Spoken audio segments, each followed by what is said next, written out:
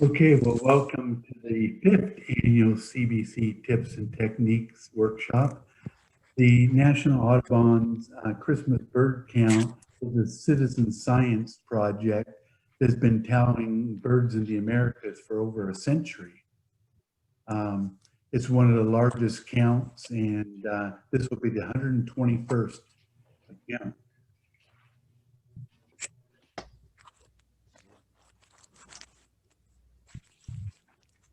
And so today we'll overview the Salem CBC, what to expect, show you our CBC circle, go over some tips and techniques, and then get into some bird IDs, including misidentifications and some of the birds we'd see during the winter here during the Christmas bird count. So each circle is a 15-mile diameter circle, and we count all the birds seen or heard. And we also record details such as the weather, the number of people participating, the hours, both miles and hours spent. And the Christmas bird count takes place from December 14th to January 5th. And all of the different circles do their counts during that time period in one 24-hour period. People observe by many methods, by foot, car, boats, even snowmobiling. Our area count for Salem is on Saturday, December 19th. You can see up here all the different counts there are in the U.S. On this map, all these little yellow dots.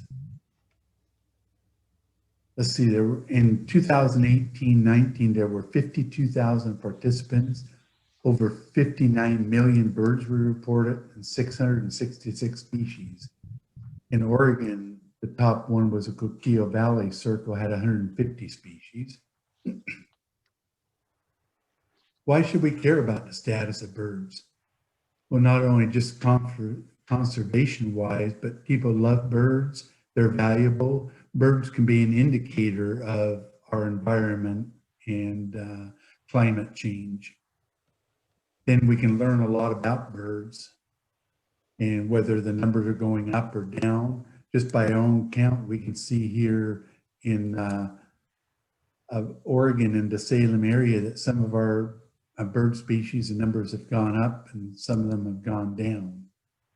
And in some cases, this information is used, we can reverse bird population declines.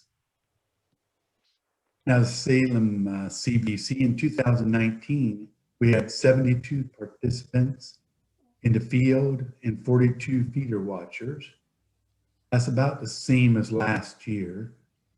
We observed 109 species, just too shy of the record for the last 2 years. The highest number we've had is 113 in 1998. Last year, we did have some highs. You can see them right here, like the wild turkey, Eurasian collared dove, black phoebe. Some other observations we made too is that the Anna's hummingbirds, the numbers are rising. We had the second highest count of Anna's hummingbirds. However, on the other side, we had northern flicker, 203, where the numbers are declining. In the 70s, we had almost twice that many. Also, we had some unusual birds, common yellowthroat and red-breasted merganser. And last year, we had 40,727 birds that we saw, total birds observed. You can see in 2018, it was 46,000, and 2017, 52,000. Sometimes the weather has quite a bit to do with that. Here's the Salem count circle. You can see we're made up of 10 sectors. And each sector has a sector leader. You can see here sector 1, eastern part of Salem area. like we said, this host diameter across here is 15 miles. We try to count every bird within the circle.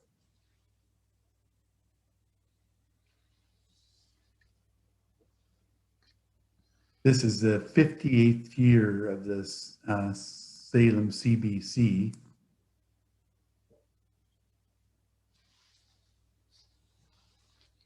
So as we said, count day, December 19th.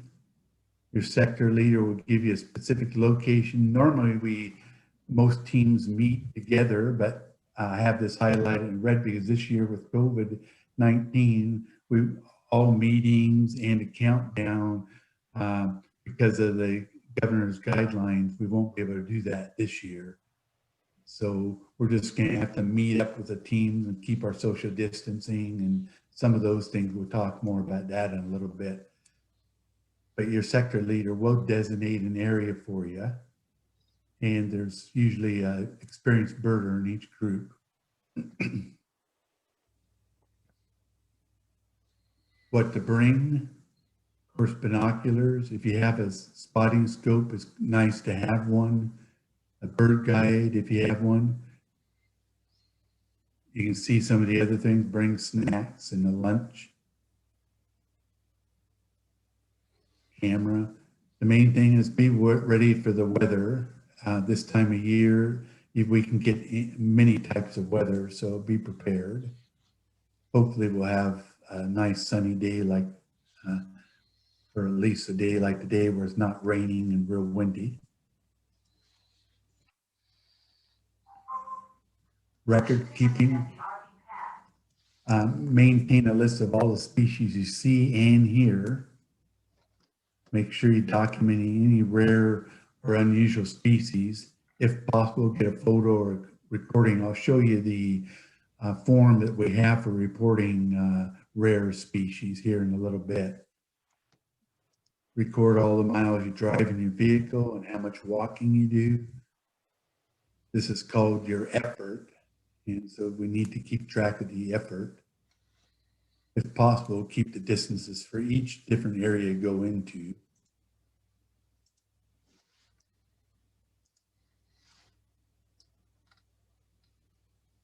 Here's the forms we'll go over.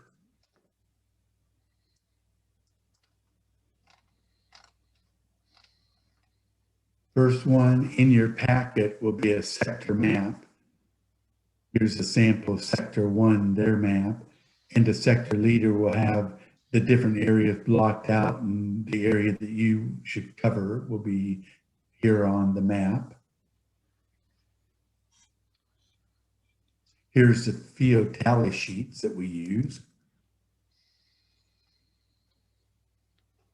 So you can do it one of many ways. Normally each team has at least 2 people, but there can be some teams that only have 1 person, depending on the situation. But in some cases, if you have 2 or more, you would designate 1 person to keep track of the birds, and that could be done either on this sheets or another pad, or you can even use eBird to record your things and then later transform, put them back on this sheet here. And this sheet is what you would turn into your sector leader to have them total up for the count.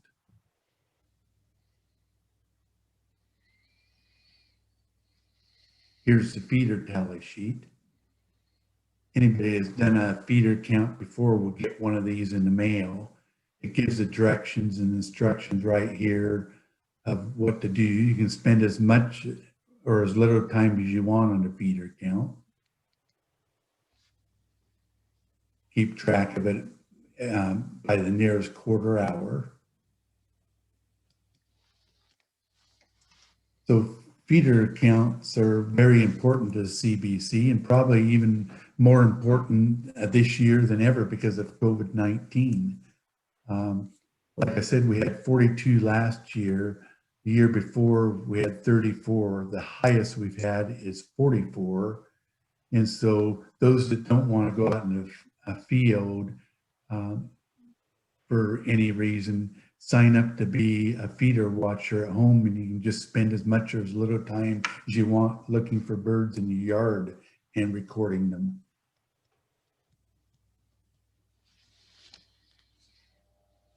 Here's the form I was talking about, rare bird documentation sheet. Each team will be provided this form, so if you need it and see a rare bird, that you can report it. If you're using eBird, you'll know it's a rare bird for the area because it'll have a little R, a box with an R in it. I'm not sure if our sheets our sheets don't say whether it's a rare bird or not on it. But in doubt, document it. And if you can't get a photo or get a audio recording of it, is always extremely helpful. And then also make sure you give us accurate definition of the bird, you know, some of the markings you see on it, a full description, the habitat, any behavior you see, similar species that you eliminated. You can even sketch the bird, might be useful. So any information you can give on it makes it easier for us to document the bird for the CBC. Mike, can I add something to that? Yes. For the rare birds, well, you not only have to convince us, that's one of our jobs as compilers, is to verify the correctness of the data, but we have to convince the regional director. And so, you know, these forms are really important. They help us make our case for that bird. Photographs are invaluable. So if you do have a rare bird, and for the most part, you'll know you have a rare bird because it's not on your tally sheet. We don't put rare birds on the tally sheet, I don't believe. That's a bird you want to try to get a photograph of and get as much detail as you can, because if we can't convince the regional editor, that bird's not going to get reported. Okay, thanks, Tim. I got good notes there that Tim talked about, because we've had it both ways of where some of our birds with the documentation, others they haven't accepted. So documentation is real important. Here's the sector participants registration form. This is what the sectors leaders fill out. This year, I know since we aren't having our little meeting and stuff, I'm just going to get the information from the participants and fill it out myself. And this is a team effort worksheet that Tim made up a couple of years ago. Really helps out. We had some people say it would be helpful to have a sheet to record it on. So here's a sample of the sheet where you can put say you start off at Brush College Park. You can put your start time, your end time, and then keep track of your hours on the foot. That would be hours on the foot. You can put the hours that you were on foot, etc., and just keep track of that. And when you're all done, just add these up and you have all of your effort, because the effort is really important to get down correctly. It gives some of the information down here of how to do your calculations. But each team would give this to their sector leader then. This is for the sector leader. They would put each of their team's information on this sheet and add it up for the total sector totals. We'll be going over this more with the sector leaders in our sector leader meeting on December 6th at 2 o'clock. Here's a sample of the form that I filled out.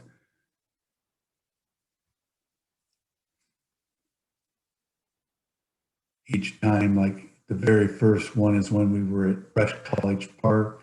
Then all we did is went across the street, so that one was fairly short. Then we drove for a little while down here, drove a few miles. So then I just added it all up and came up with my totals.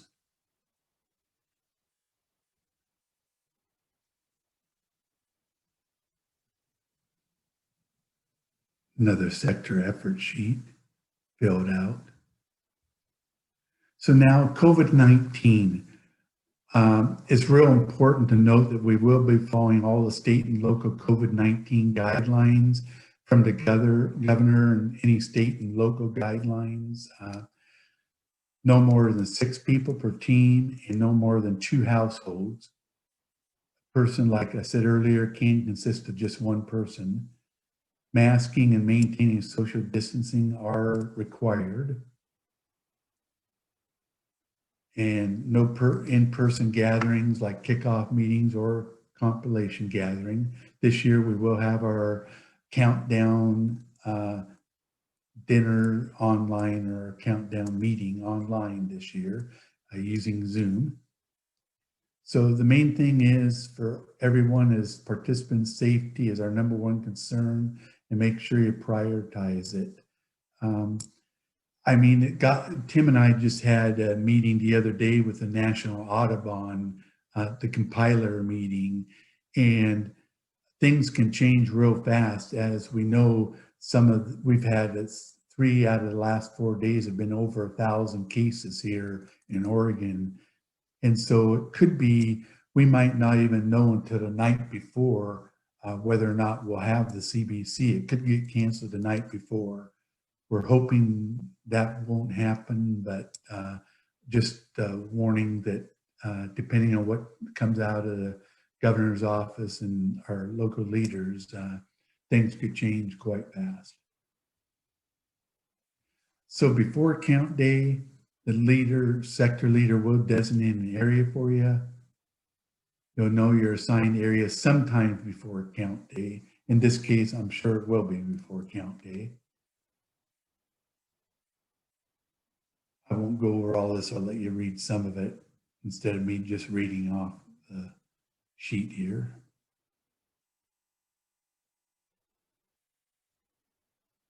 I think it's important, all the habitats within the sector, try to visit all of them on count day.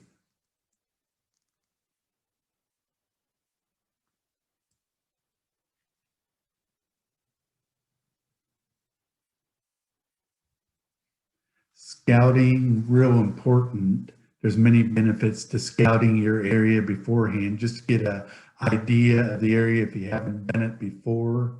Also, try to do your scouting no more than 3 days before December 19th, because that way, if you see anything rare that doesn't show up on count day, it can still be counted as a count week bird.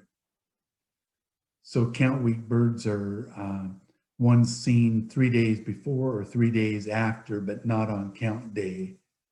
But we still get to report them.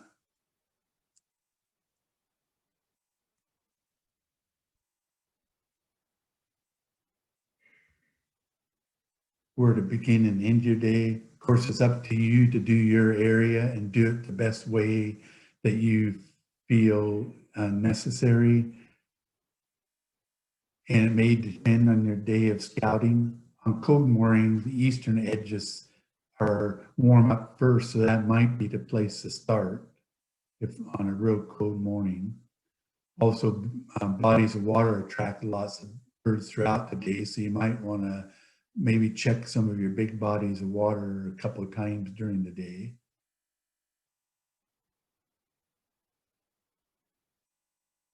And as we said earlier, the countdown dinner won't be held, it will be a meeting on Zoom. And that will be on Sunday, the 20th, at a countdown meeting on Zoom at 2 o'clock. Owling, if you have time, either early in the morning when it's dark or dusk, go out and owl if you can.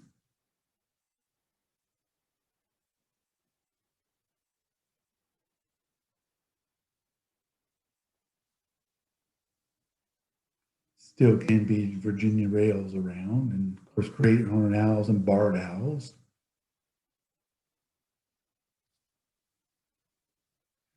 Day roosting owls like the barred owl look in the trees and under bridge structures, look on the ground for whitewash or pellets on the ground.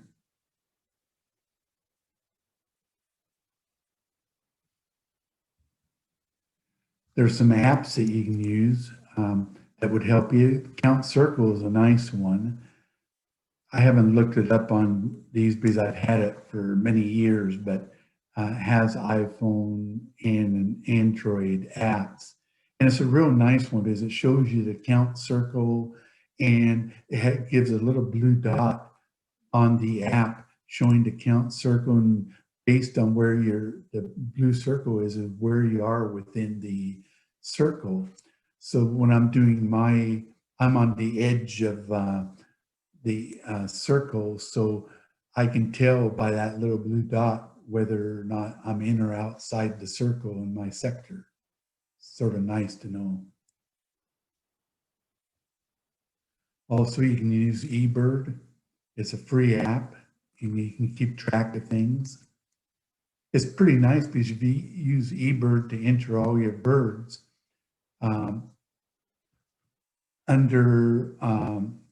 let me take a quick look here and I'll look up under the checklist. You can go in your checklist after you're all done for the day and check for trip summaries, and it gives you a trip summary for the day, and all of your birds will be there right on your checklist. You can just use that to go down and fill out your form, and it makes it pretty easy.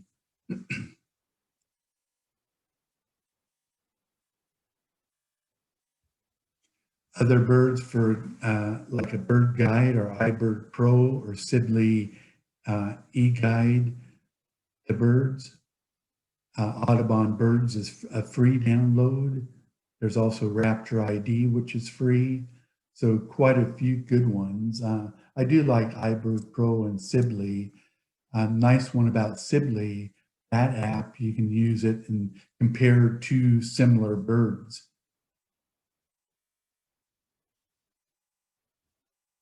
Websites, you can go to get MP3 downloads and get sounds from some of these websites. You want to do a little studying in advance. There's Exocanto, has a lot of good bird songs. All About Birds has good descriptions about all the birds and as well as their sounds. Also in most of these apps, like the Audubon Bird, Sibley, and iBird Pro on your phone, there's the bird songs on the phone that you can use. When you're out there, recognize the different habits and how it looks different. Look for clustered vegetation, hedgerows, clumps of trees, lush vegetation that might indicate water, native plantings. Mike, can I ask something about resources? Yes. When Mike and I were viewing the National Audubon CBC webinar a couple of days ago, they spent quite a bit of time on a new tool that they have developed and that's available. Are you going to talk about this new tool, Mike? No, but go ahead. So you can get it off the CBC website if you just do a Google search or a web browser search for Christmas bird count. You'll find it there. It's called Trends Viewer, and it's a really powerful tool for looking at particular species and their trends. And this all comes from the Christmas bird count data, and it's all adjusted by effort. Mike was talking about those effort calculations that we ask you to submit. Those are key because they help to adjust the results so that we have somewhat standardized data. But this new Trends Viewer, if you're into that kind of thing of looking at the data and doing some of the analysis Mike was suggesting or was describing, that Trends Viewer is something new for the CBC. And remind me when we're done here, and I'll try to bring it up and show people the Trend Viewer.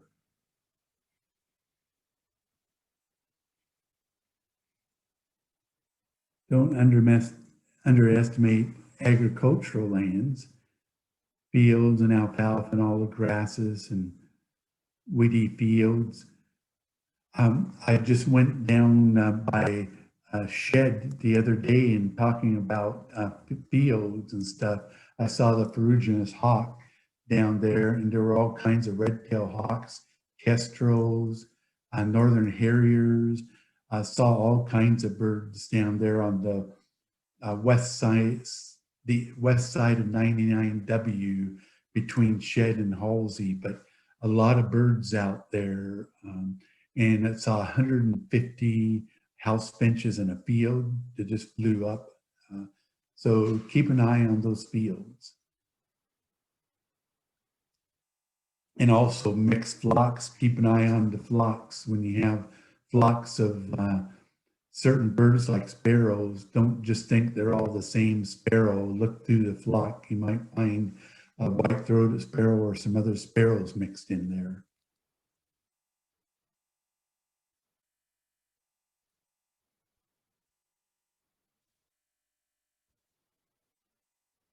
And you can use fishing. So anybody is, most of you have done that before, but you know, you can just use that, or you can use the calls on your phone and stuff. Since this isn't breeding season, the main thing, it isn't against the rules to use sounds and stuff to get the birds to come out this time of year. In fact, they sort of encourage it because we're trying to count every single bird that we can find in the area. And so many times it will pull out birds that you don't even know are there in the dense habitat. So when you fish, just make sure you pause every so often and listen for a response, to give the birds a minute or two to respond to your song or fishing.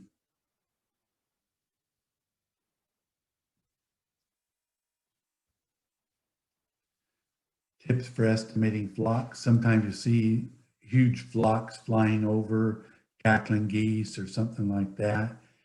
Just count by tens, 20s, or hundreds. You can estimate it. Then plus you can, if they're flying by a tree or a certain point, you can use that point like a building or tree and count them as they pass by if there isn't, you know, a whole wide swath of them. And then say you're out on a marsh and stuff looking over a pond, and you can see a bunch of ducks, and they're mostly all mallards, for example. You can sort of take in your mind or looking through your binoculars, see how many are in your binoculars and count the number in your binocular view, then move your binoculars over and based on that, sort of see each time how much is in your binocular view and add them up that way, as long as the flocks are fairly consistent in the numbers in the flock.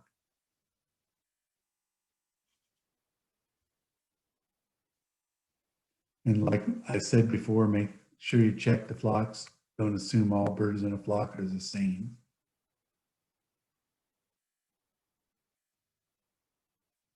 This is especially true with shorebirds also.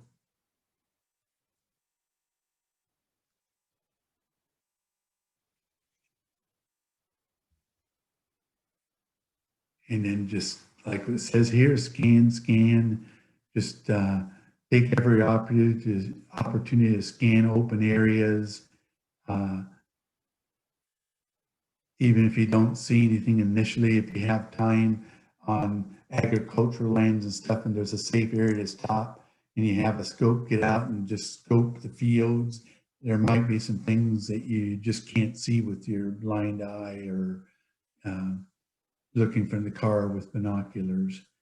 Some of the fields are pretty deep, and some of the, like the Ferruginous hawk the other day was pretty far back in the field.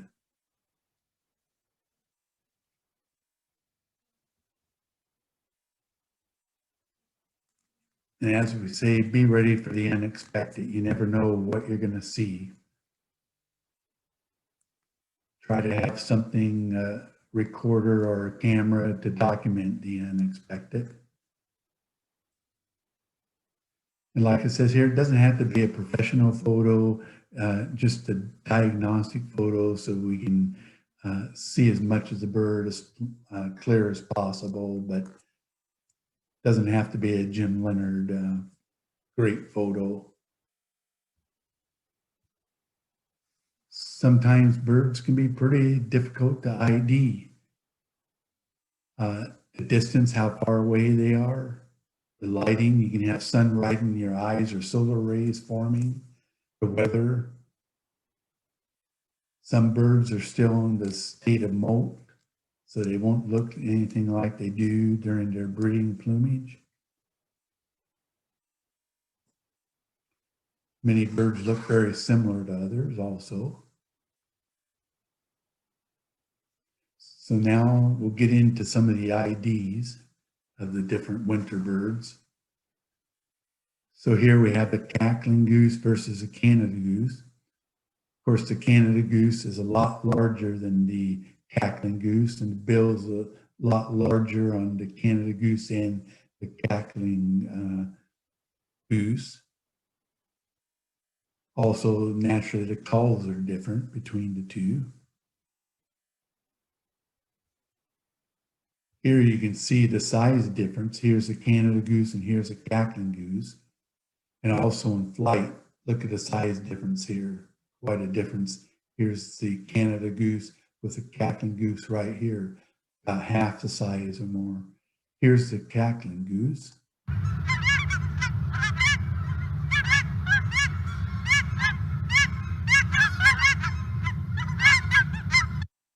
And here's the Canada goose.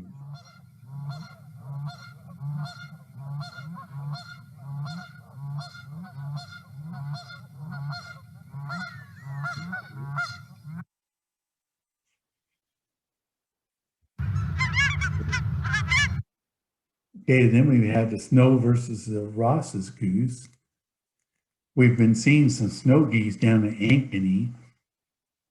And so here, the real difference is the snow goose has a large stubby pink bill with this little green patch you can see here that the Ross's goose doesn't have.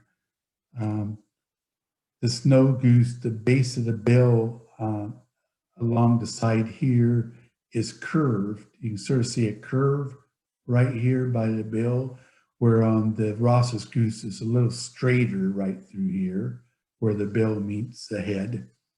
That's another thing you can use. The Ross's goose is like a miniature of the snow goose. It's quite a bit smaller.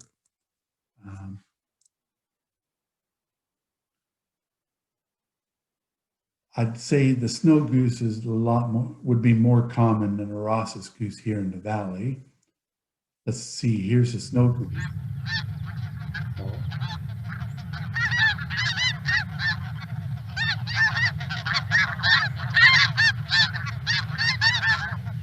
And here's the Ross's goose.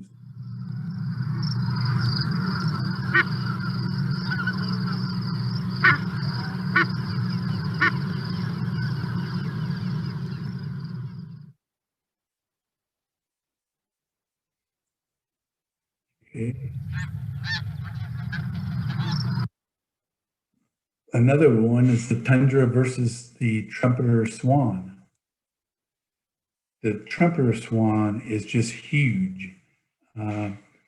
It's the largest of any swans and the largest of any waterfowl. One of the keys, if you can see it, a lot of times these are far out in the field or a long ways away. But if you look at the bill here on the Trumpeter Swan, it sort of forms a V here where the bill meets the head here, forehead. Where look at here on the Tundra Swan, it's more rounded. Also, a lot of the time the Tundra Swan will have this yellowish wash on its bill, where the Trumpeter Swan won't have that.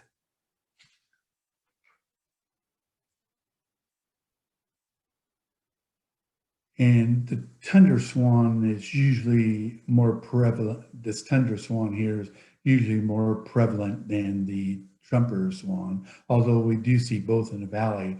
Also on the Tundra swan, you can see this dirty neck. Many of them have a dirty neck like this, where it's more pure white on the trumpeter swan. Let's listen to those. Here's a trumpeter. You can see how it gets its name.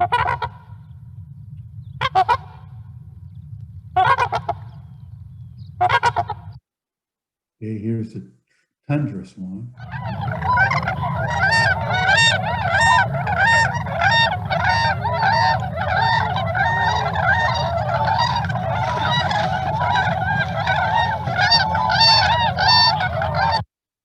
As you can tell, they usually gather in large groups, and they can be mixed. The flocks can be mixed. You might have 100 Tundra swans, and you might have 5 or 6 trumpeters mixed in with them. Another one, the lesser versus the greater Scaup. The lesser Scaup generally has more of a pointed head here, where the greater Scaup is more of a rounded head. That's one thing. You can see the tiny little tip black on the tip of the bill. It's real small here. On some of the greater Scaup, you can see it's a little bigger of a thumbnail, black thumbnail on their bill. Can't always go by that, but it's one of the things you can use. So yeah, the peak of the head definitely here versus around it. But you're going to see the lesser Scaup a lot more here in the valley than the greater Scaup. Here's the sound of the lesser.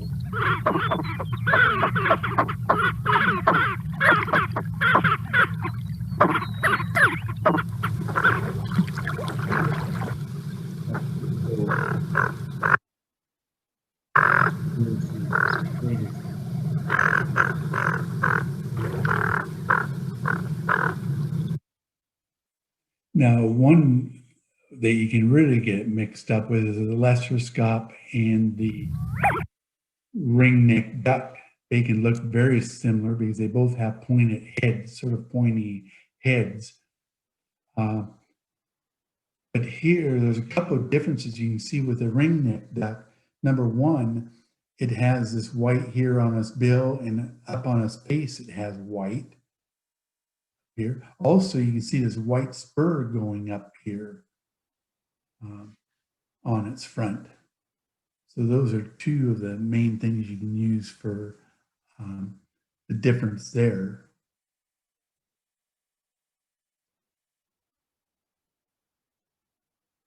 Here's the lesser Scaup again. We'll play its call.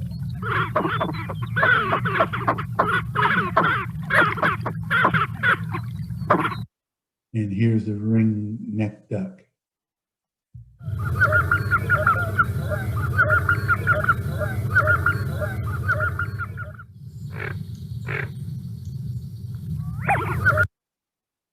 Hooded merganser most likely aren't going to get these mixed up. The hooded merganser is one of our smallest mergansers, while the common merganser here is the largest.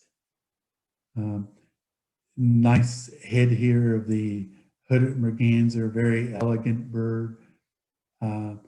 Little bit smaller of a head and narrower bill, longer, narrower bill here on the common merganser.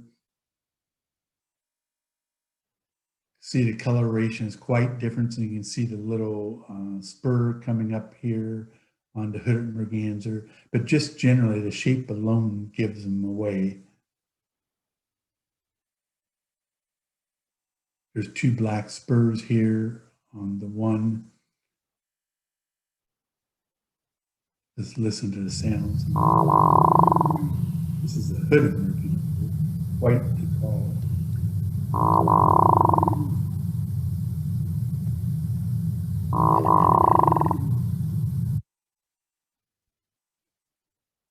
The common merganser too doesn't have any, sometimes these feathers here can raise on the head of the hooded merganser, but usually don't on the common merganser. Common merganser.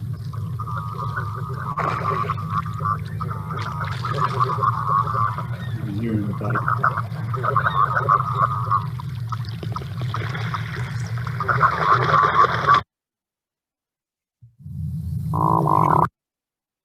The horned grebe versus the eared grebe.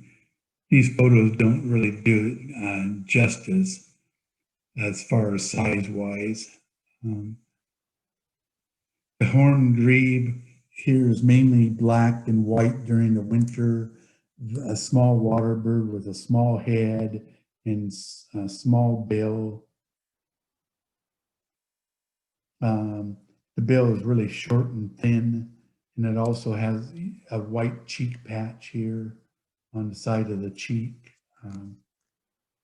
The front of its neck is white also. The ear grebe, black and white also, and has a little bit of gray in the winter too, more of a grayish look here. They're hard to tell apart, but in the winter it has a ear patch back here. Has a longer bill than the horned grebe. You can see the difference in the size of the bills here. The ear grebe versus the horned grebe.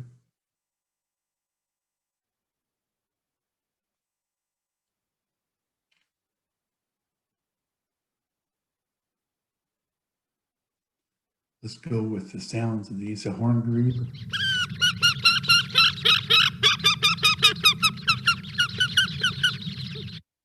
And the eared grebe.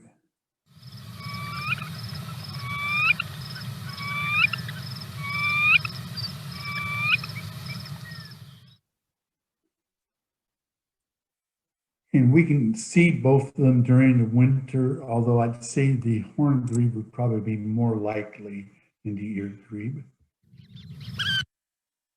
Then we have the western versus Clark's grebe.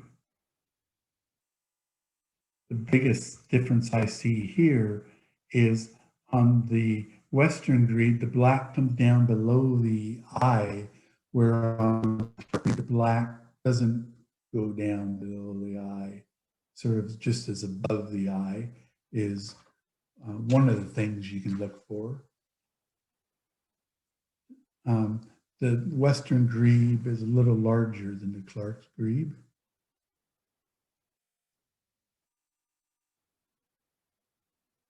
Has a real thin, long bill here, the western grebe. The Clark grebes is a little shorter of a bill.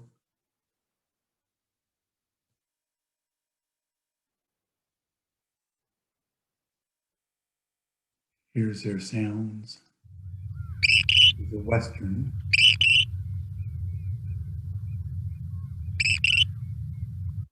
And here's the Clarks.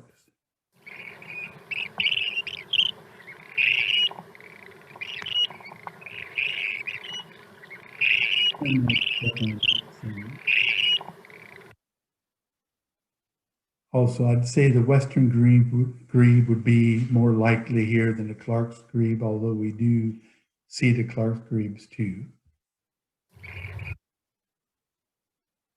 American bittern and green heron. American bittern mostly all brown, and the streakiness here on it, long neck and pretty long bill. Has a dagger-like bill that's long and straight and sharply pointed, sort of a yellow-gray bill. But you can really tell the voice really gives the bittern away. Whereas here, the green heron, you can see the brownish here and the crest here, sort of a grayish-blue crest on it.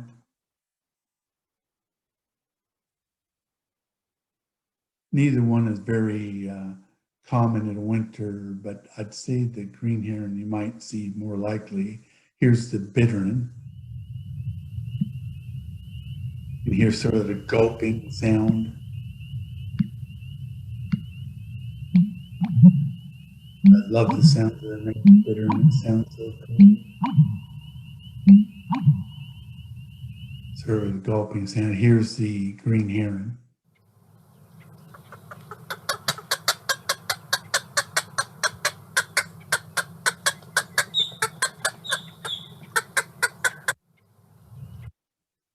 And here's two more shorebirds, the Virginia rail and the Sora. They're both secretive birds. Virginia rail, a lot longer, narrower bill, where the Sora has that short yellow bill. They're different colors. The Sora has the black by the eye. Sort of a rufous throat that the Virginia rail has also. Sort of a long reddish orange bill here that's slightly curved for the Virginia rail. The Sora, like we said, has a black here. Let's listen to some of their calls. Here's the rail. Sort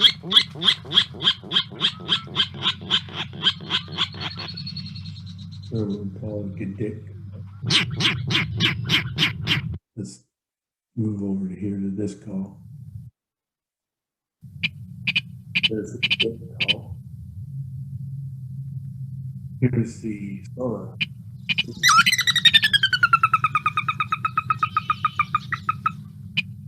Now here's the Virginia rail there. There's the Virginia rail. Let's get the Sora again.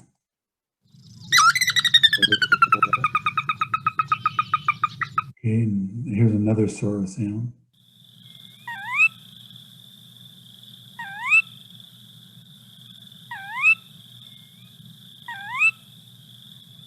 Okay, the Sora is unlikely, and it could be a possible. Now, the greater versus the lesser Yellowlegs. Here you can see the greater Yellowlegs. Look at that long bill.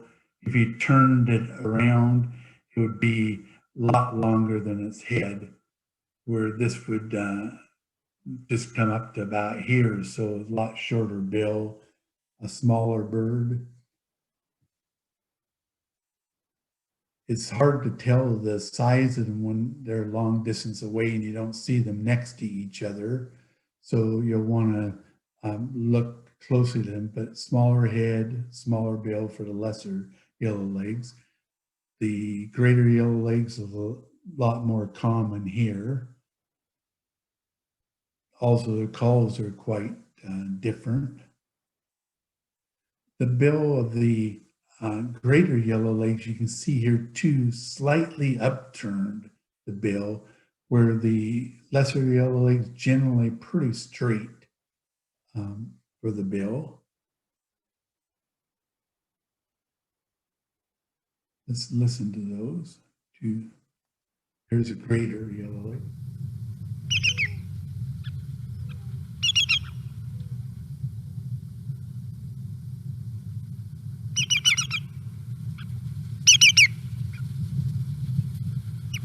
And then here's the lesser Yellowlegs.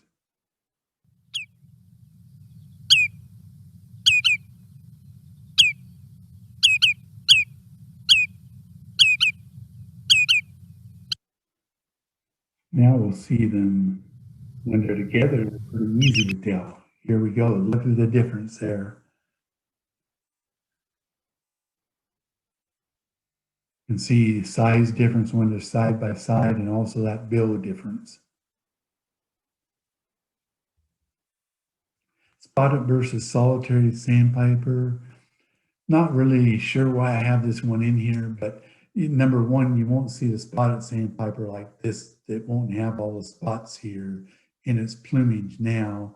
And we don't see the solitary sandpiper very often this time of year. The spotted sandpiper is slightly smaller than solitary sandpiper, but they're hard to tell the difference between the two when they're a distance away. Spotted sandpiper has a thin white stripe here that you can see. It has a pale yellow bill, while the bill on the solitary is a lot longer and darker.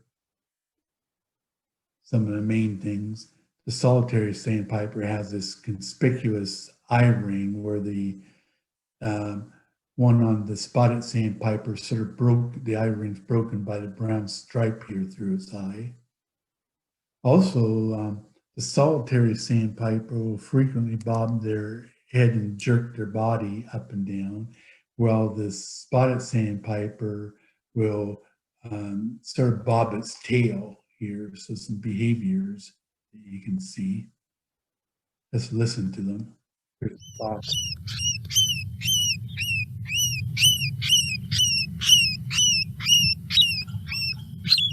We hear that along the Willamette River at Minto Brown Park often during some of our walks, especially in the spring and summer. Here's the solitary sandpiper.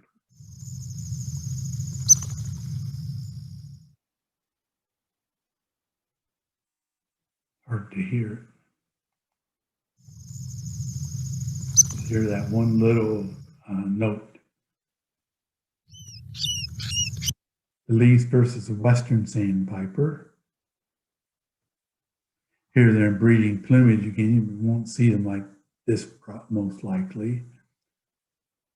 But one, you can see the color of legs, black legs. These are normally yellow, but this shows us since they're in mud flats and walking around, sometimes you won't see the yellow legs in the difference versus the black legs here. The western sandpiper does have a little more of a sturdy bill than the least sandpiper.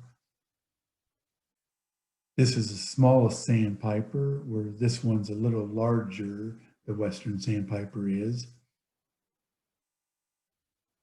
The calls are definitely different, that we'll show here in a little bit. The western sandpiper too, here the bill is a little more droopy than the one of the least sandpiper. Let's listen to the calls. Here's a least sandpiper.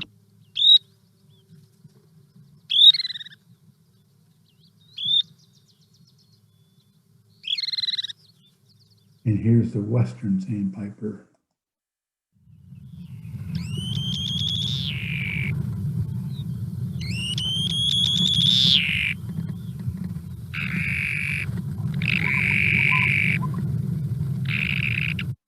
And the least sandpiper would be more likely in the winter here in the valley than the western sandpiper. Long-billed versus short-billed dowitcher, another tough one. Long-billed dowitcher is larger than the short-billed, but you wouldn't be able to tell unless they're side by side, and even then it's difficult because the size difference isn't that much different. The best way to tell these apart are by the sounds and the calls they make. The bill is a lot longer on the long-billed than the short-billed, although from a distance, these look pretty much the same, to tell you the truth, not that much longer. So the bill is hard to tell by the bill also. But the long-billed dowitcher does like fresh water more than the short-billed dowitcher. Let's listen to the calls.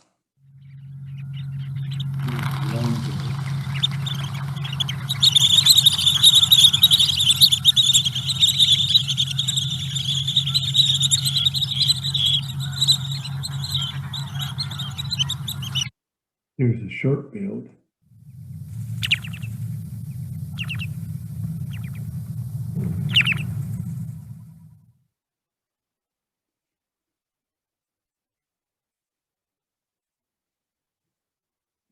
You'd probably see the short-billed dowitcher more along the coast, but they can be seen in the valley too.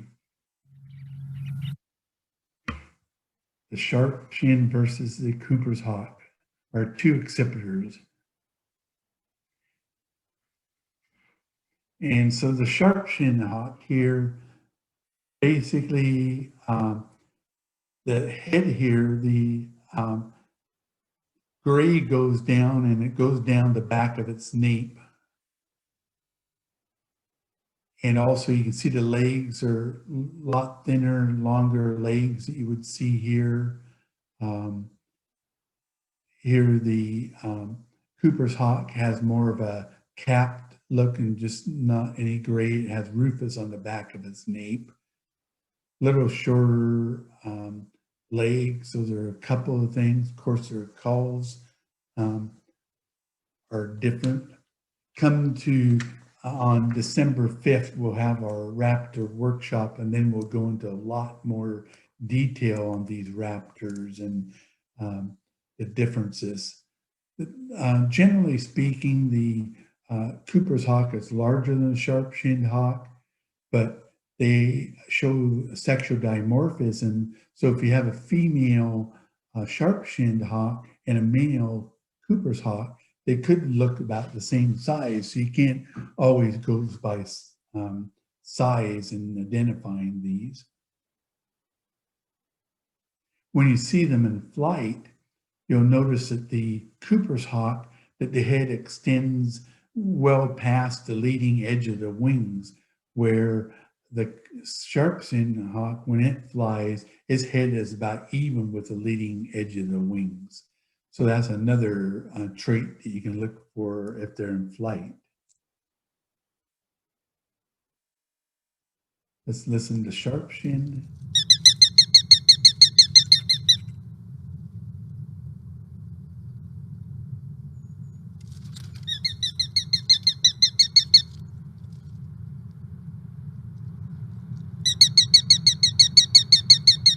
Okay, and then Cooper's hawk.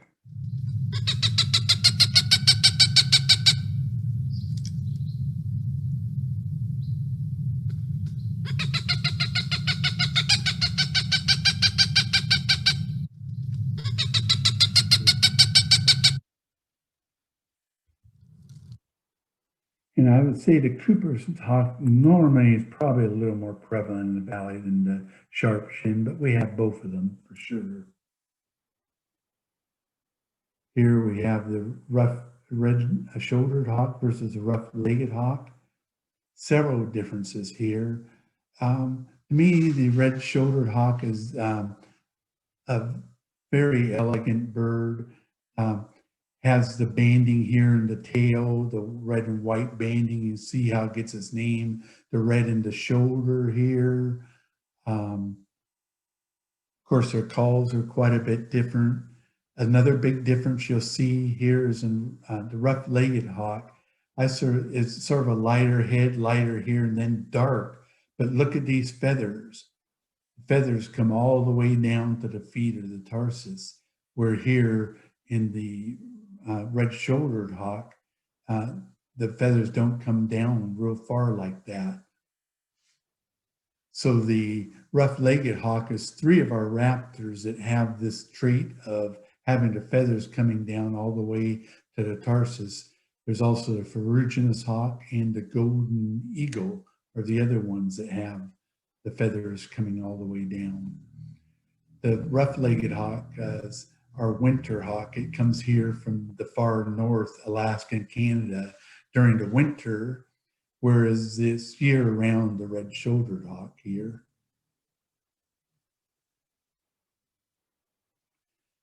And let's see, anything else? Also, when it flies, the rough-legged hawk, you'll see dark carpal patches here on the wings, on the under wing of when it's flying. So let's take a listen to the red-shouldered hawk.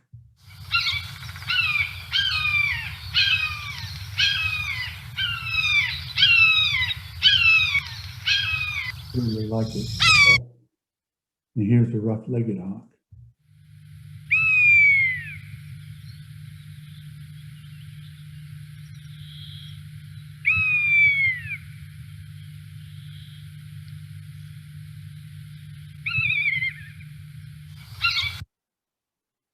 And of course, the red-tailed hawk, our most common hawk.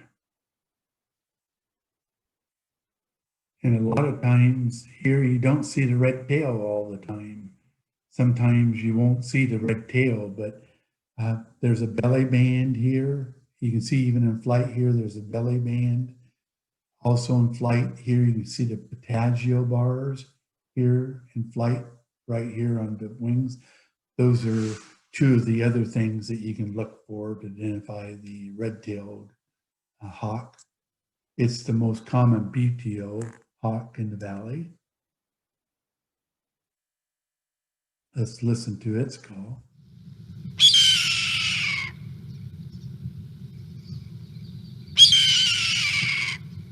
Very common call.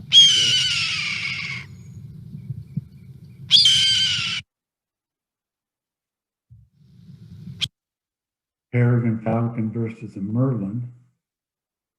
Normally you compare it to the prairie falcon, but don't have too many prairie falcons, although they've been seeing one in the valley recently. Peregrine falcon, the fastest bird in the world, clocked up to 238 miles per hour. You can see the mallard stripe coming here. It almost looks like it has a helmet on it. We've been seeing this down at the Ankeny National Wildlife Refuge, formerly called the duck hawk. It's the largest falcon over our continent, and like a large crow-sized falcon. Like we said, it has the sideburns here, and when you're looking at it, it looks like it has a helmet year-round in the valley. The merlin over here, used to call it the pigeon hawk. It's about pigeon-sized.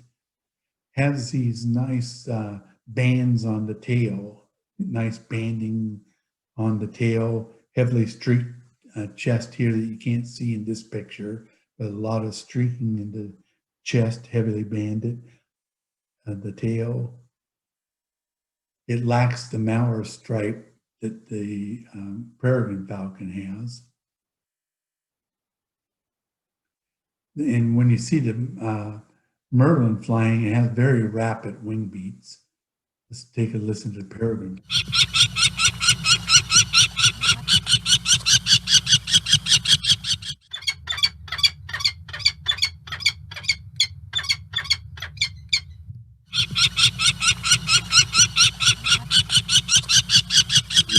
Merlin.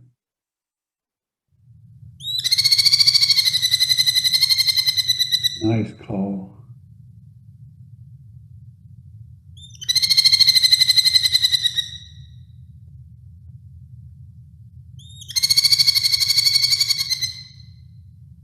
We see them often down at Ankeny, pintail marsh along the edge there.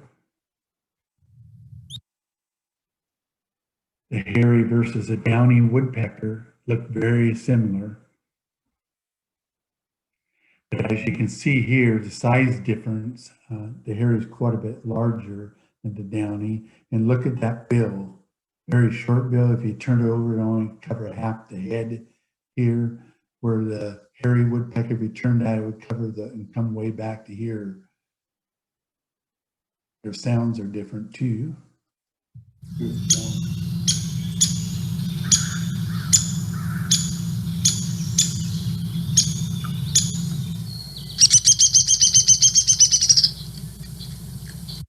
The downy is our smallest woodpecker.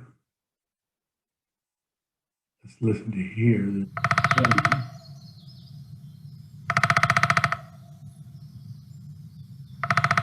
Nice steady drum.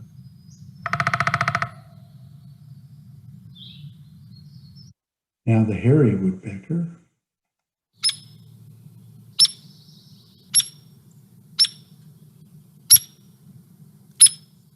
So there's a hairy, let's listen to the down.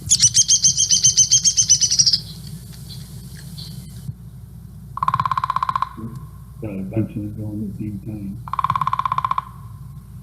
Let me go back a slide and come back to this. Here we go. Let's go to the hairy drumming. Oops. The drumming of the hairy woodpecker is really fast.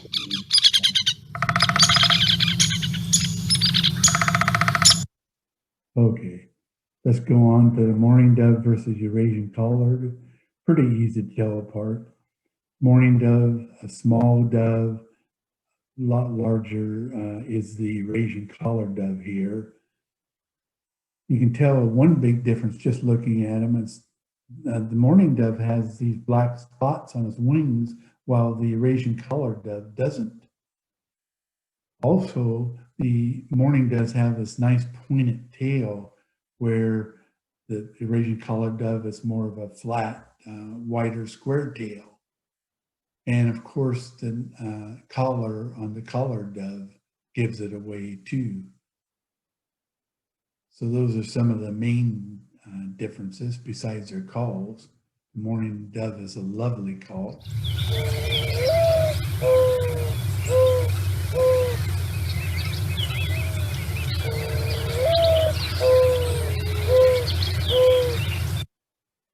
Where to me, the Eurasian collared dove one is a little more annoying and not as nice.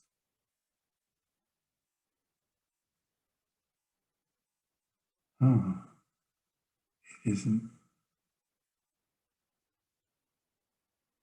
I turned up my sound, but for some reason there's nothing there.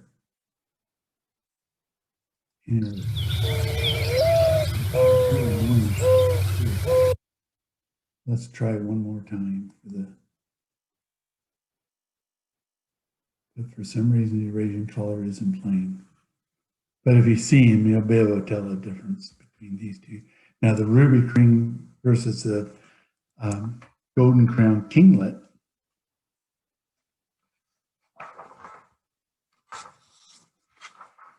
Let's get into that. So bright greenish gray up here above on the ruby crown kinglet has sort of a teardrop eye ring here. It's slightly broken at the top and bottom here, the eye ring. Bold white wing bars here, nice wing bar. Some of them have 2 wing bars. Now, after the white wing bar, there's black on the back of the wing bar. Keep that in mind for a little later, because there's another bird that the ruby crown kinglet looks quite a bit like. But usually the ruby crown can only be seen when it's agitated or during a display when it's ready for breeding season. Most kinglets, they move around nervously and just are always on the move. So it's hard to keep up with them. Here's the ruby crown kinglets. Really.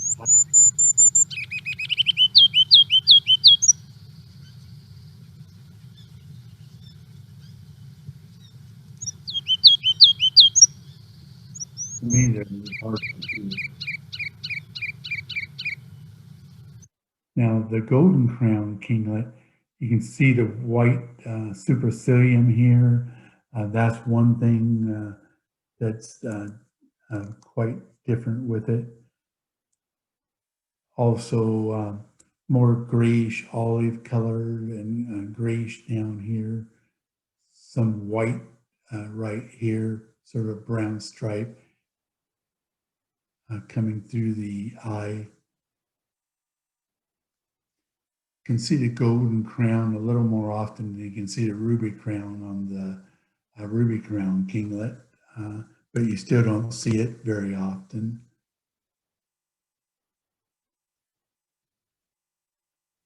Let's take a look here at the sound of the golden kinglet.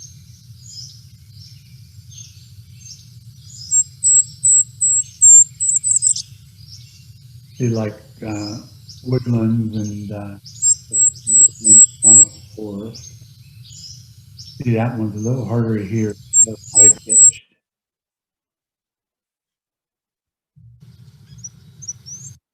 Now here's the difference. Here's the Hutton's vireo and the ruby crown kinglet. They sort of sound similar. I mean, I'm sorry, they sort of look similar, especially at a distance.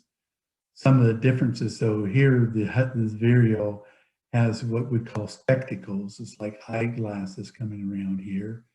Here it has a broken eye ring. Also, you see the 2 wing bars here. But on the ruby-crowned kinglet, there's black behind the white wing bar, while there isn't on the Hutton's vireo. The voice, of course, is different too. The kinglet may be a little more, they're both active birds, but the kinglet, I think, is a little more active than the vireo. This ruby-crowned kinglet's a little smaller, also in a thinner bill. Let's listen to the Hutton's vireo.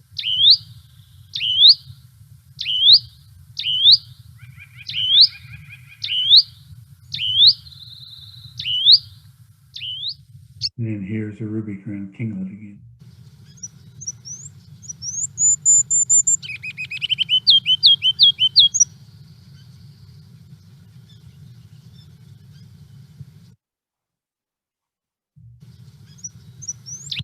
Okay, the Buteos wren, marsh wren, besides their habitats, Buteos wren likes a drier habitat where the marsh wren likes it a little wetter, brown above, but you can really see the supercilium here, the white supercilium on the Buteos wren. Naturally, both of them being wrens, they hold their tail up.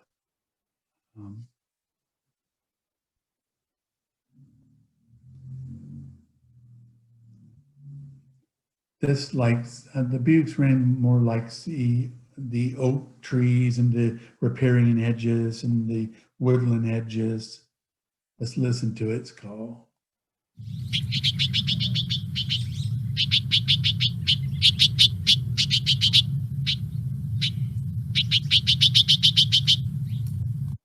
The one thing about the Buteos wren, it has so many different calls, 20 plus calls.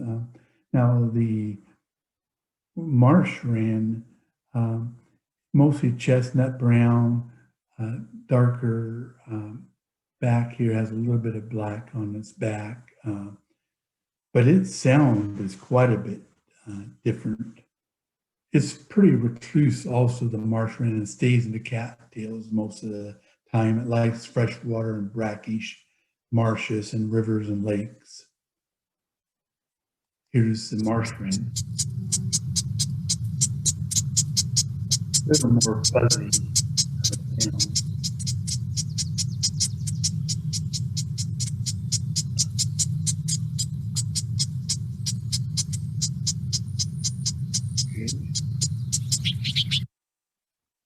Now the black-capped chickadee and the mountain chickadee.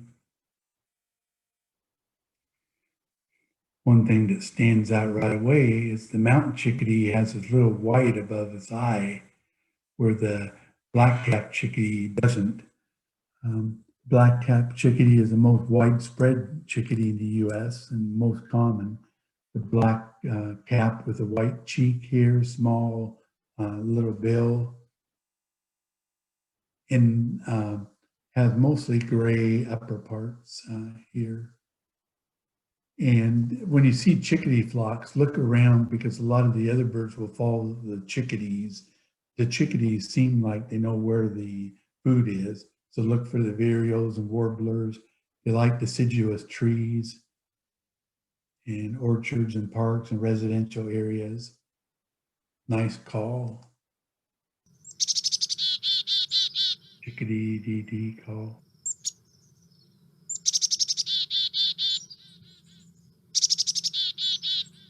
Also, it will have this call.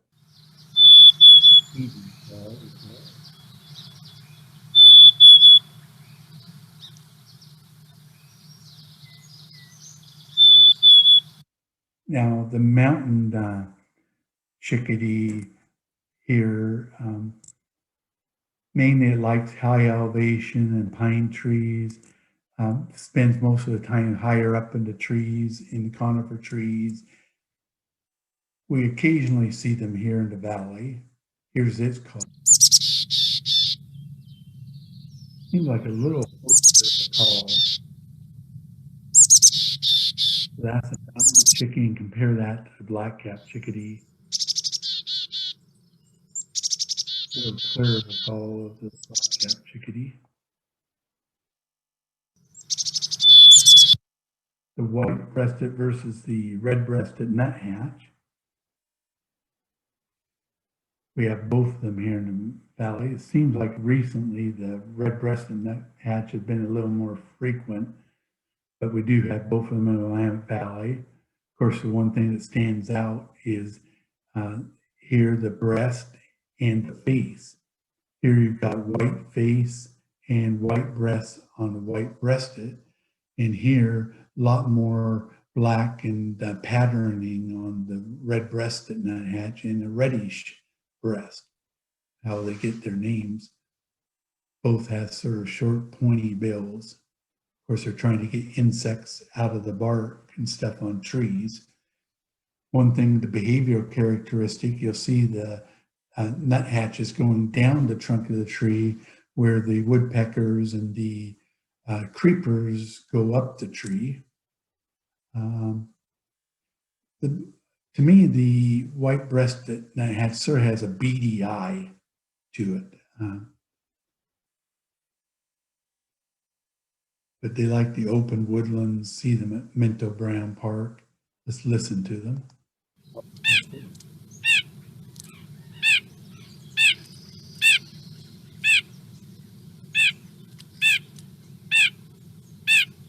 Now the red-breasted.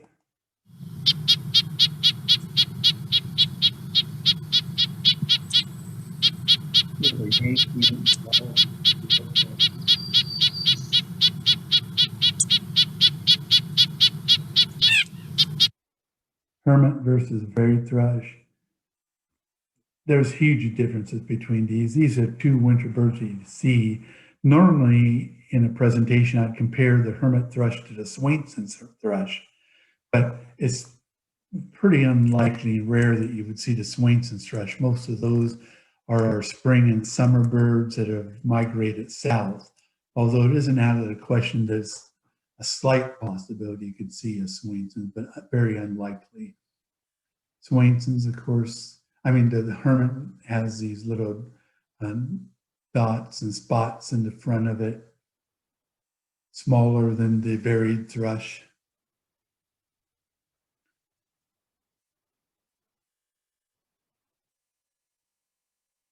And the hermit thrush sometimes, like you can see here, will cock its tail up. For its size, it looks a little, large or bulky for its size. Just very nice song the thrushes have.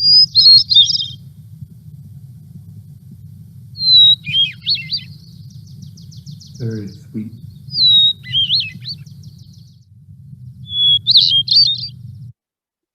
Now you can see here the varied thrush, orangish down here on the breast, orange on the face and the throat, sort of darker gray here, dark above head.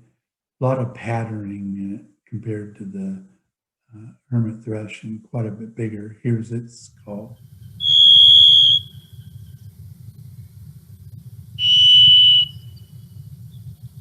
Quite different. Almost a little annoying.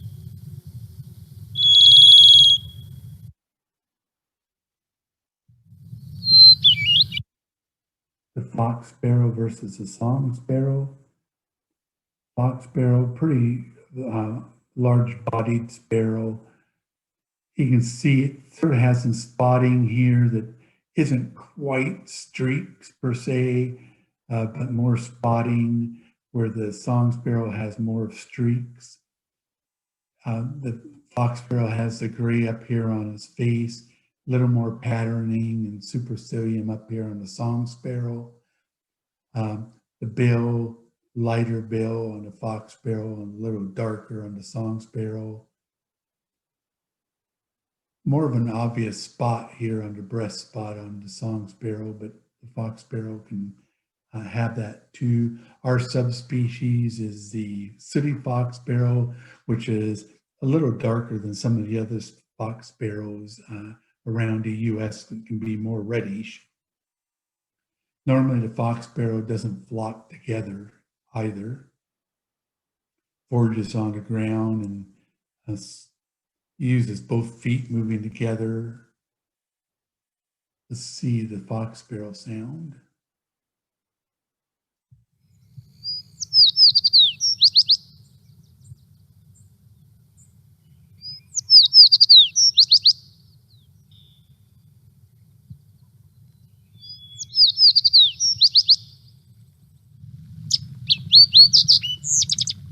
Okay. Go on. I think I have the little chip call. Or a little bit of a rough chip.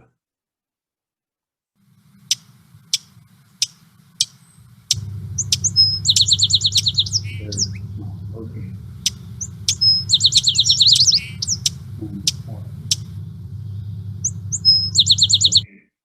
I'll have to go back and here, let's go to the song sparrow.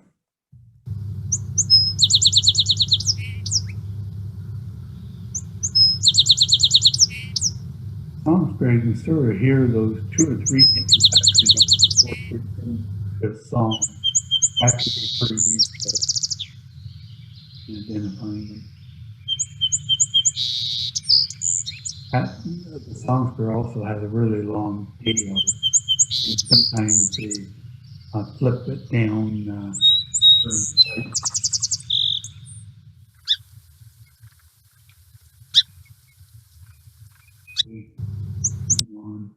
White crown versus the golden crown sparrow. Often you'll see these in flocks together.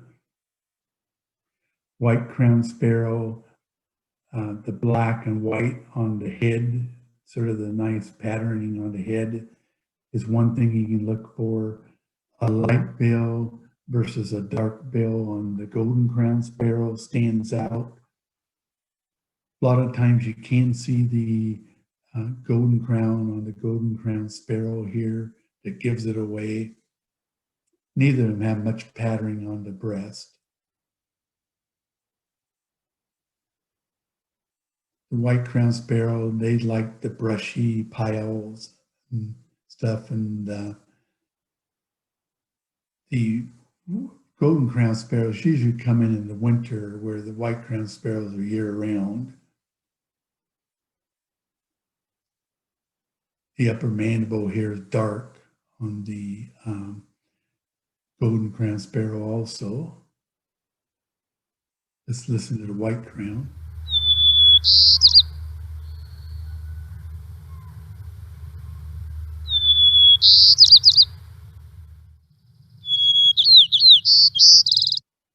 And then here's the golden crown.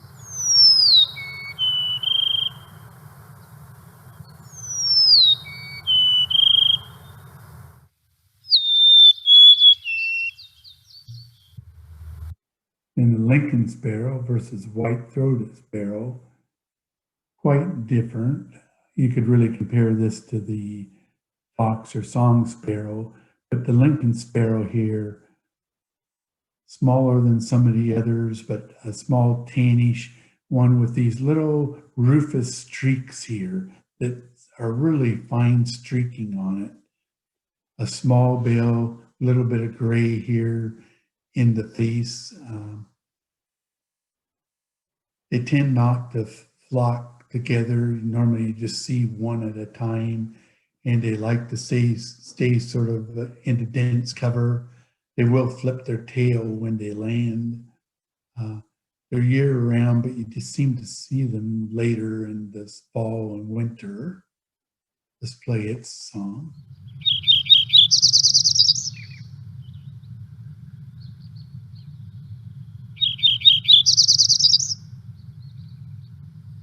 Now the the white-throated sparrow, not as common here, but we see it more in the winter. You can see how it gets its name, the white throat. But also up here, you can see the yellow lores right above its bill and eyes. This yellow on it really stands out usually on the white-throated sparrow. I believe Tim been seeing a white-throated sparrow as feeders too. So they are around. They like woodlands and woodland edges. Let's listen to white-throated.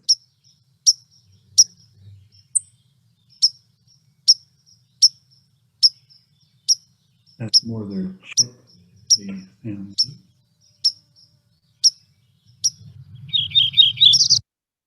Now the house finch versus the purple finch.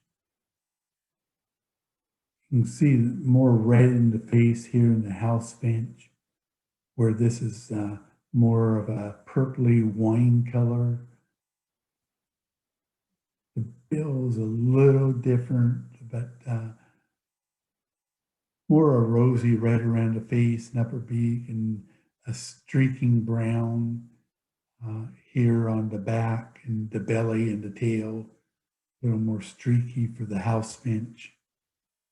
In flight, the red rump really shows up on the males. The purple finch doesn't seem to have as much streaking as the house finch, especially the females. Listen to the house finch.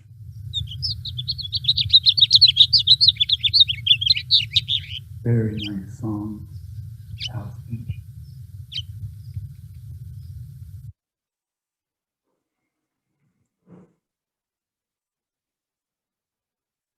Here's the purple finch sound.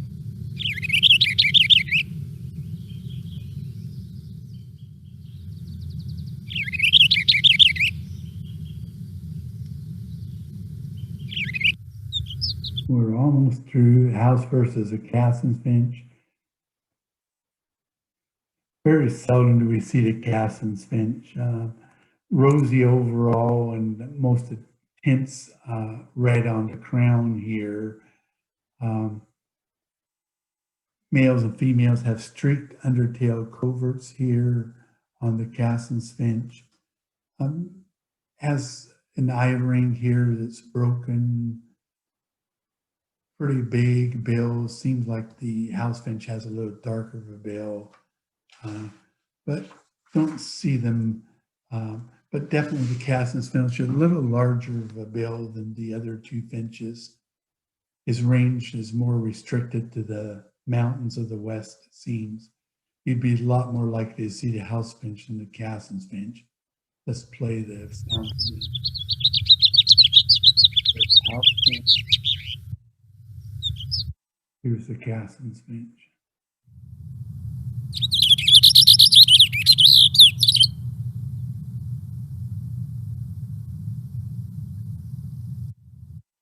Pine siskin, a nice little bird. Seems very nomadic and unpredictable, but this year it seems like we have a lot of them. I've seen as many as 60 at my feeders here, basically all brown with some streaking here in the breast. Many of them, the males, have this little yellow patch back here in the wings, a deeply notched tail. When you see them, pretty long wings and a long pointed bill versus you'll see them with house finches, but house finch more of the conical bill. Mostly see them more in the winter and very early spring. Here's their call.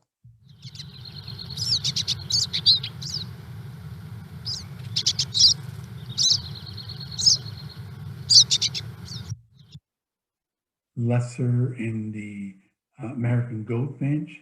We can see both of them. Right now, they aren't quite this colorful. Some of them are starting to get in a little bit of color. But one difference you can see is the bill, lighter, darker, more of a black cap and overall dark here. This has more of a yellowish back and a sort of a golden brownish back versus greenish back.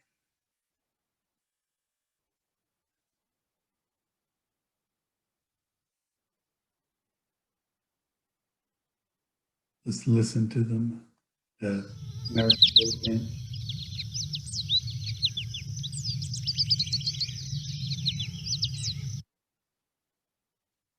Lesser.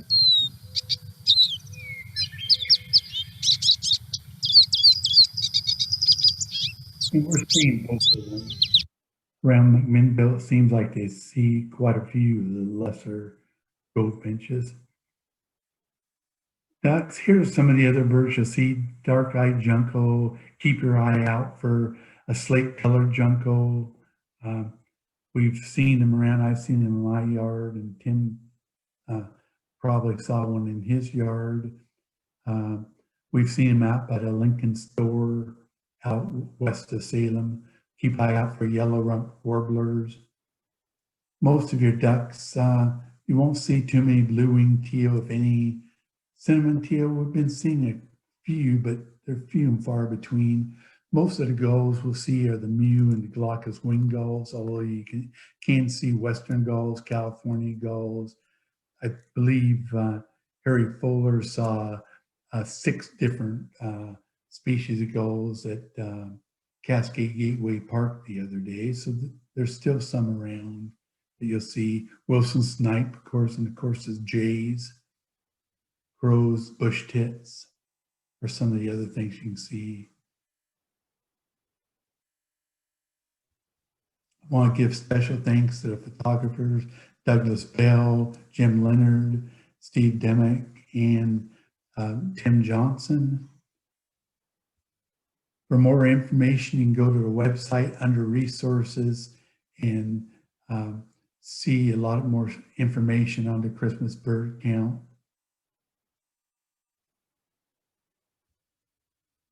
I want to thank everyone for attending. Hope you have good birding. We hope you can participate in the CBC this year.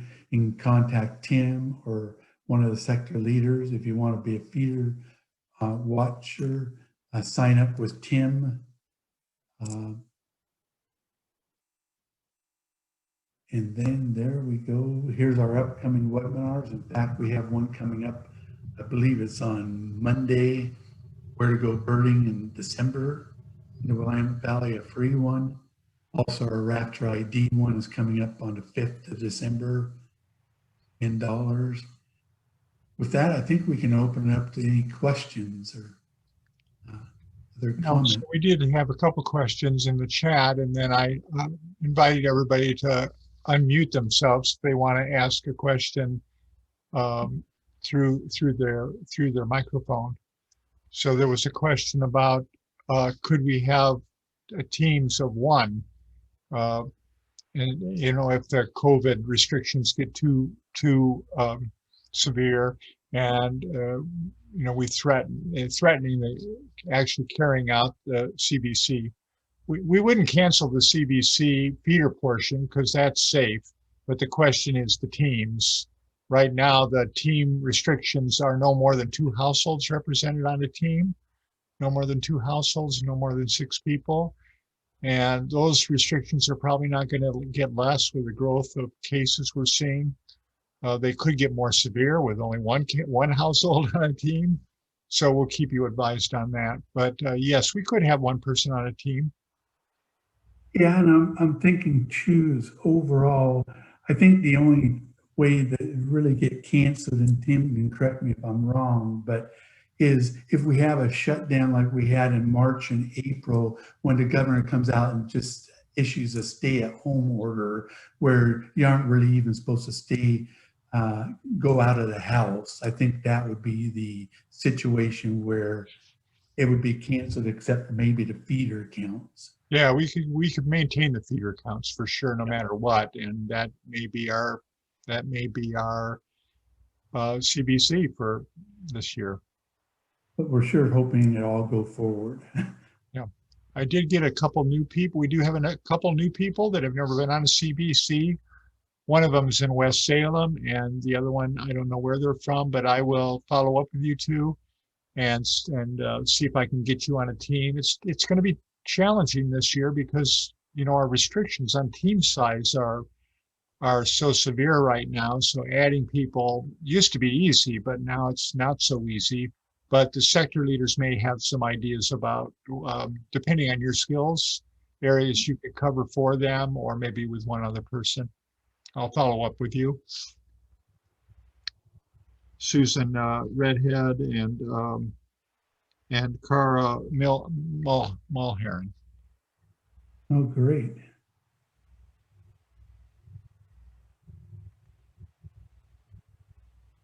There is a document on the Salem Audubon website called the um, Salem Area Checklist that will give you an idea of the frequency that birds are found in the valley in the winter. And that may help you to determine whether the birds you're seeing are rare or not. You know, we'll need some documentation if you find a rare bird. If a bird doesn't appear on your checklist, then it's probably rare. But some of the birds Mike covered would be rare birds if we found them, but we just want to make sure you don't confuse the two because they're similar, even though they're rare and unlikely in the valley.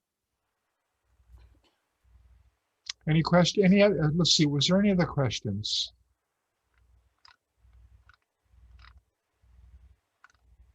So are you mailing out the paperwork? I sent out links. I sent them out so that you could print them. Oh, okay. I'm not going to mail them. Okay. Even the feeder ones. The feeders I'm going to mail. Oh, okay. To everybody who's done them over the last year or two. Okay. So if you're new to the feeder counts and would like to do that, and they're not mutually exclusive, you could be on a field team and do a feeder count because the field trips may be limited in time. So you could come home and do your owling in your property. We have great horned owls that I can hear this time of year, so I'll probably do both a feeder. I'll probably do both a feeder count and a field trip report. And here, Tim, is that trend thing you were talking about, the trend viewer. Oh, yeah. I just went into the christmasbirdcount.org, and on the front page of it, let's see if I can go back while I'm in here and get to that. Here we go. So you'll come into the front page of the Audubon's Christmas Bird Count website, and you just go down a little ways to this Christmas Bird Count trend viewer. Click on it, and then you go down, and here's where you can enter in the information and put in, you select species and time periods. So like here, if I go in here and say the species I want to see, let's say I want to see acorn woodpecker, I can put that in.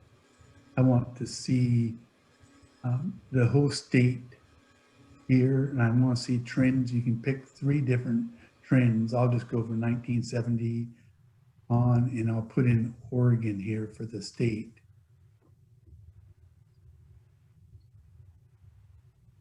And then, oops, I minimized and then so highlights Oregon there. And then if I click on it, here it will come up with the information.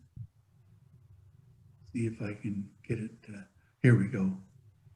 So it comes up at confidence level, the percentage of change per year, 1.51.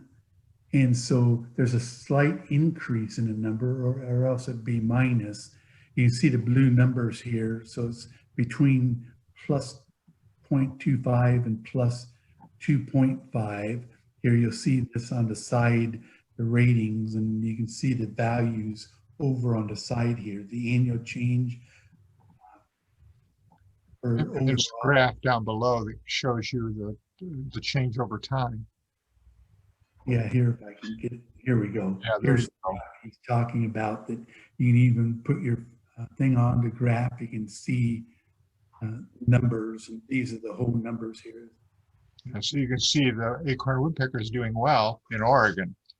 Yeah. Those numbers are adjusted by the party hours, the effort that you submit. So they do try to normalize those numbers and to get an accurate trend. But there it is, and you can go on to this website to see a lot of information just in general on.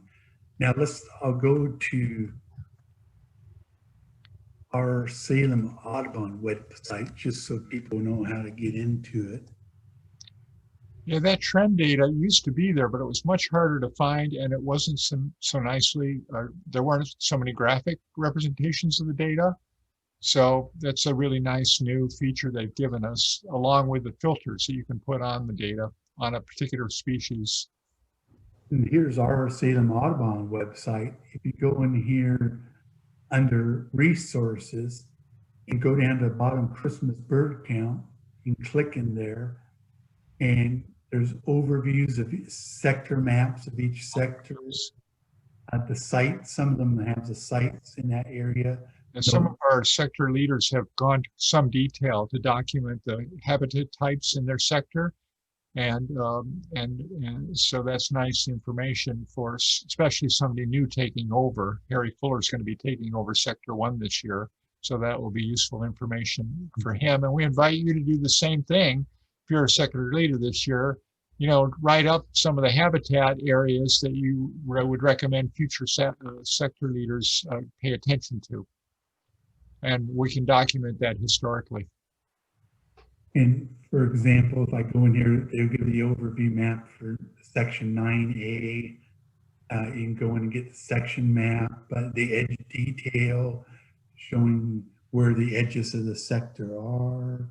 And so we tried to give you good detail on where that edge is, but Mike's tip about getting an app for the CBC will actually show you when you're out in the field, as long as you have cell service, where that edge actually is. So that's kind of nice. But we try to give you those detail maps so you can see exactly where the edge of the circle is. And here's some of the other forms, and here's a rare bird form. Anyone can go in there and download it and print it out. We have a car placard here that you can print out and use to put on the back of your car if you're going to be stopping in a lot of locations. And like Tim said earlier, here's the Salem area bird checklist that you can print out, download and print out. So there's a lot of information here that you can use. There's some articles here about Christmas bird counts, and we have our, if we were having this in person, we would have handed out this commonly misidentified birds. Here is a solo presentation. Mike covered most of those in his presentation. Also, show them the front page of the site, Mike. Okay. The home page. Yes, this is the home page. So scroll down a little bit. And then here's the calendar. There is the map. Now, if you click in the upper right-hand corner of that map, it blows it up, and there's the circle. And you can now go in. You can actually zoom in if you yes, and you can see exactly where the edge of the circle is in real time.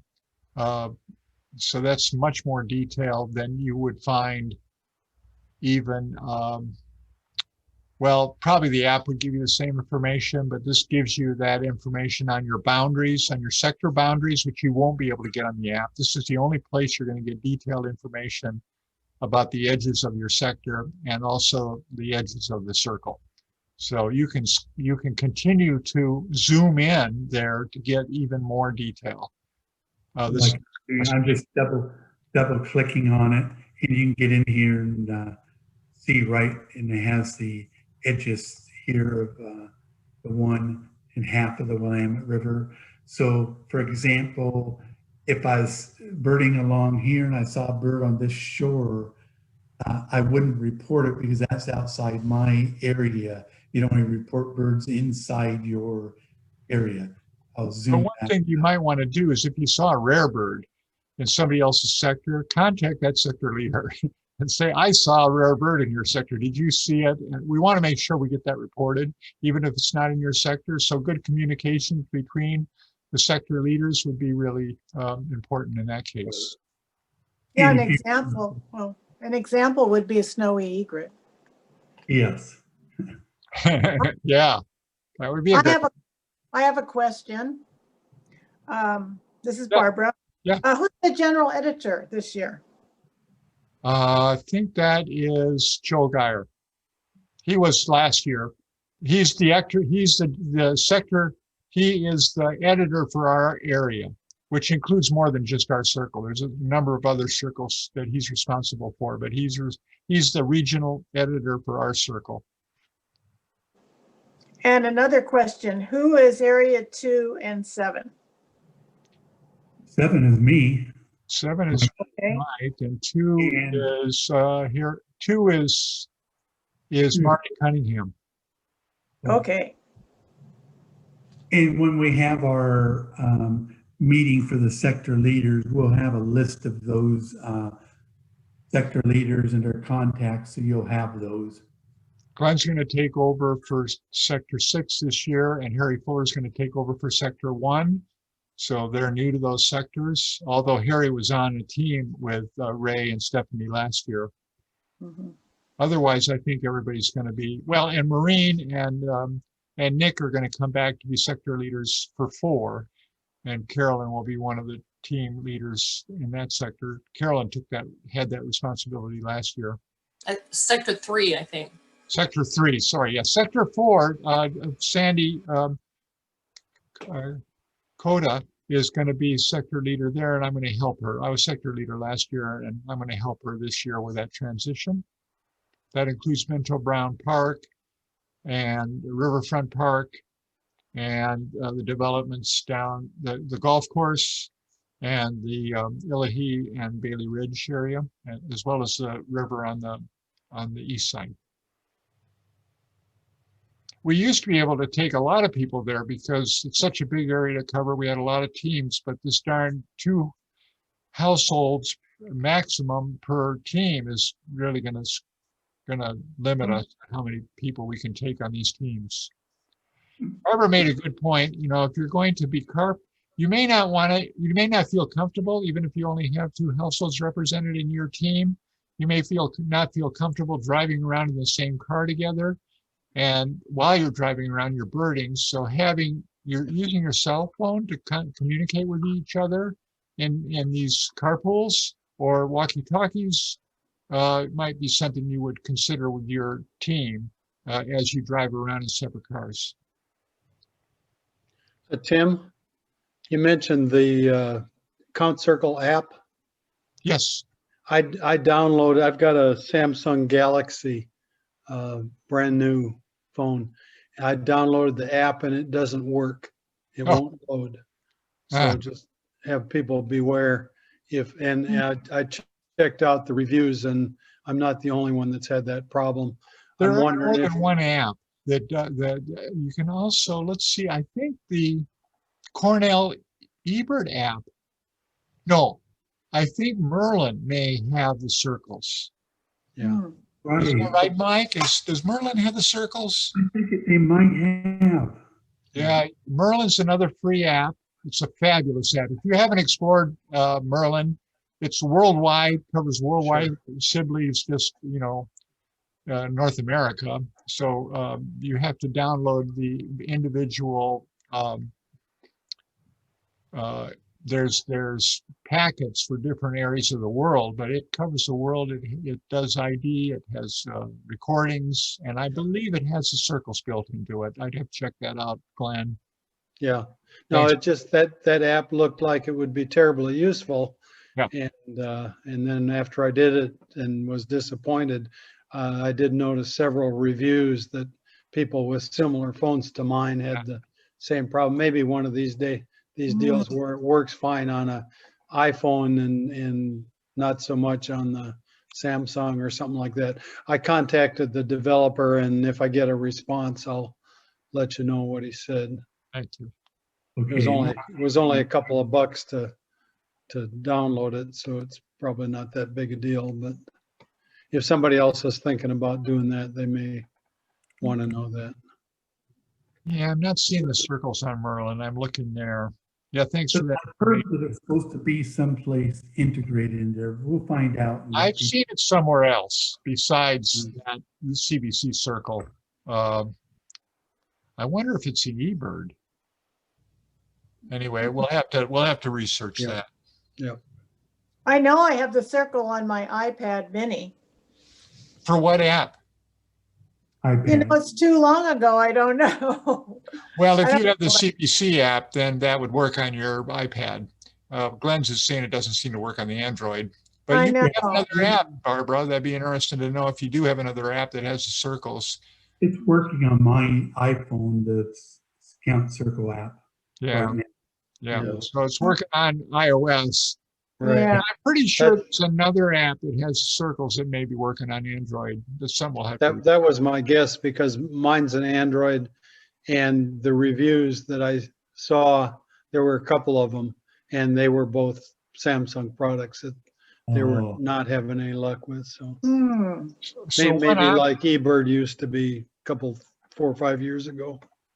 another option is if you go onto the website and click on that map, then you can see much more detail than we give you on the printed maps, but you're still not going to see where you are exactly. Right. Yeah, no, that it sounded like and something you can use in the field. Yeah. You know, I've got plenty of stuff for using on my laptop and my desktop at home, but when I get out in the field, it's hard to figure out where you are in relation to those maps. Exactly. So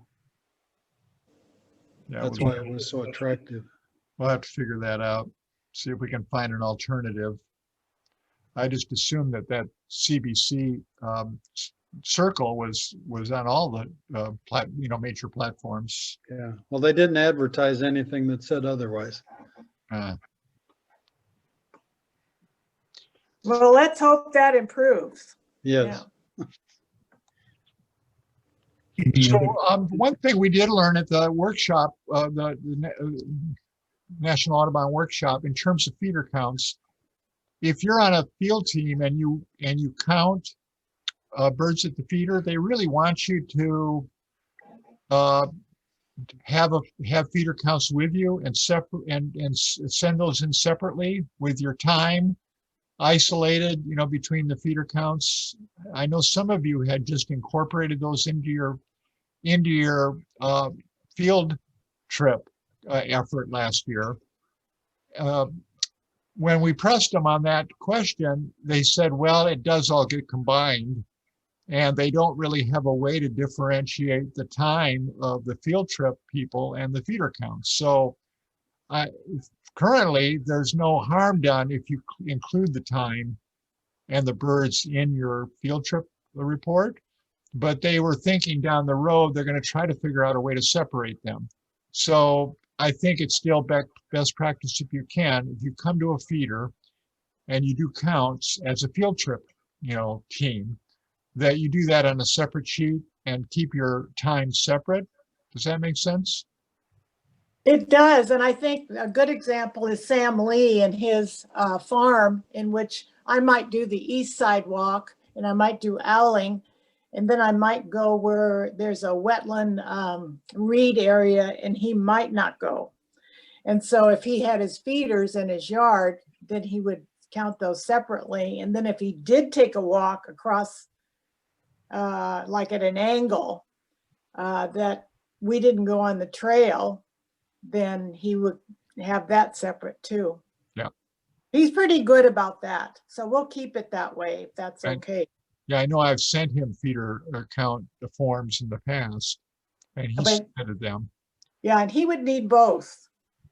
Just so you know, he needs both. Do I give that to him? Well, yeah, or you just direct him to the website. All those forms are on the website. You can just print them off. However, if you want your forms on write and rain paper, then just let me know and I will print those on laser printers onto that write as rain paper. I've got some that we purchased last year left over that I could do that. If it's going to be raining outside, it's kind of handy to have that write and rain paper with a pencil that doesn't run. The write and rain paper doesn't help you if you use a pen that the ink is water soluble. It just runs. So you need to be writing with a pencil. Lead pencils don't run, or an ink that is permanent and doesn't run. But it can be handy in the rain. The paper itself is a little more durable as well, so it holds up to water better. Let me know if you want that. Okay, I'll make sure that he has both. Yeah. Okay. And you need to print that with a laser printer, because if you use a dot matrix, an inkjet, that's water soluble ink, so it's going to run. So you need to print it with a laser printer. So let me know if you want that. I could provide that for you. We have a laser printer available at the office, and Lori can print those forms onto Write and Rain paper. Right as rain. Okay. Does that all make sense, people? Yes. Any other questions? 9 of you have stuck it out. Congratulations. We have many of our sector leaders here today. It was wonderful. Thank you so much. Thank you. Thank you, everyone, and hopefully we'll see some of you on Monday. Very good. Yeah, Mike's got a webinar on Monday. What's the title, Mike? Valley. Where to see birds in December. Right. So Mike has these monthly webinars now on, what to expect, which are really fun. And we've had some nice turnout for them. So join us if you can. So I do have a question about the hawk presentation. Can I send you a check because I don't have PenPal? Or what do you call it, PayPal? To sign up? Sure, Okay, all right, thank you. we can do that. We'll bring you as a panelist. Thank you. Mike does magic when it comes to registration. Okay, Yeah, Yeah, just send it to Lori and let us know, and then will do. let Mike know. And I think it's probably best if only one person's doing this, if that's okay with you, Mike. yeah, and just to say, I'm sorry that the duck and geese presentation got canceled the other day.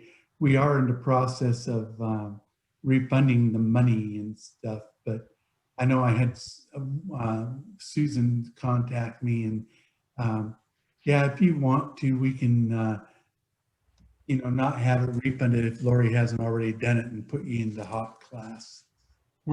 Barbara, were you in ducks and geese? I don't think so, but usually when things like that happen, I just flip it and donate it. But that's a good, if people want it back, they want it back. Yeah.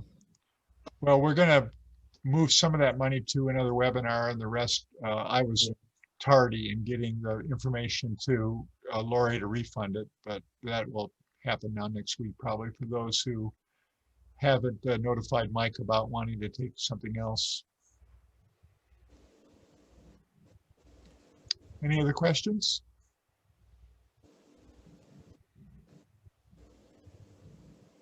Stop the share. Okay. Stay Well, thank safe, you. everybody. Thanks, That guys. was a great review. Thank you so much. Thanks. Thank you. Okay, goodbye, everybody. Joining us.